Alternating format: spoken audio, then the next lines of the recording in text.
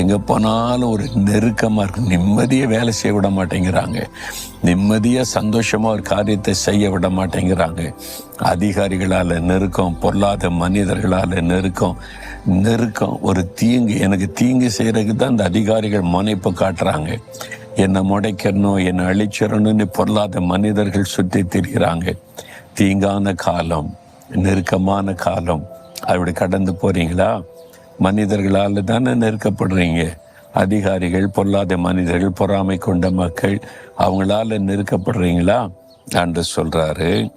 என்ன சொல்றாருப்பா? தீங்கு நாட்களிலும் நெருக்கத்தின் காலத்திலும் உனக்காக நான் சத்துருவுக்கு எதிர்பட்டு உனக்கு சகாயம் பண்ணுவேன், உனக்கு நான் உதவி செய்வேன்.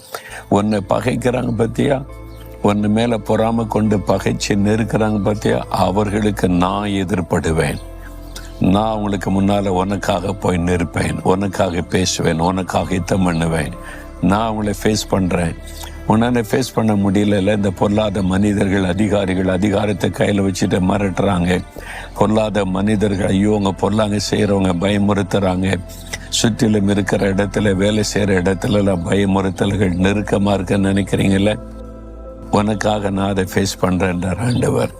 உனக்காக நான் போய் அவன்கிட்ட பேசுவேன், நான் அவங்களை சந்திப்பேன்னு சொல்றார். அதுதான் ஆண்டவர். ஆண்டவர் அப்படி தான் கிரியை செய்கிறவர். இன்னைக்கு தானியேல பாருங்க, எவ்வளவு பொறாமையினால நெருக்கம், உபத்திரம், பாடு வந்தது.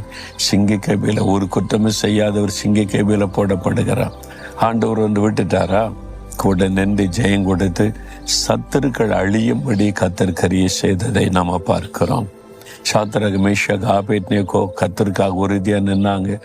அதிகாரத்தில் இருந்தவங்க பாருங்க, அக்கினி சூழல போடணும்னாங்க. அவங்கள கட்டி கொண்டு போய் போட்டவங்கலாம் இறந்துட்டாங்க. இவங்க மாத்திரம் உயிரோடு வெளியே வர்றாங்க. என் ஆண்டவர் கூட நின்று ஜெயம் கொடுத்தார்ல. உங்களை நெருக்கிறவங்க விலைக்கு போவாங்க, உங்களுக்கு உபத்திரம் கொடுக்கிறவங்க காணாமல் போயிடுவாங்க. பயப்படாத, ஆண்டவர் நான் அவனுக்கு எதிர்படுவேன் அப்படின்னு ஆண்டவர் சொல்றார்ல.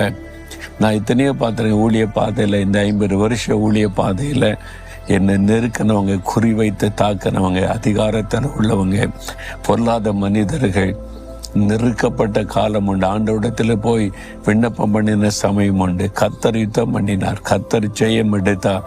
அவங்கெல்லாம் இன்னைக்கு காணும். ஆனால் நம்மை நிலைநிறுத்தி இருக்கிறார். எதிர்படுவேன், நீ பயப்படாத, நீ அமைதியாக உன் காரியத்தை பாருன்னு கர்த்தர் சொல்றார். விசுவாசிக்கிறீங்களா?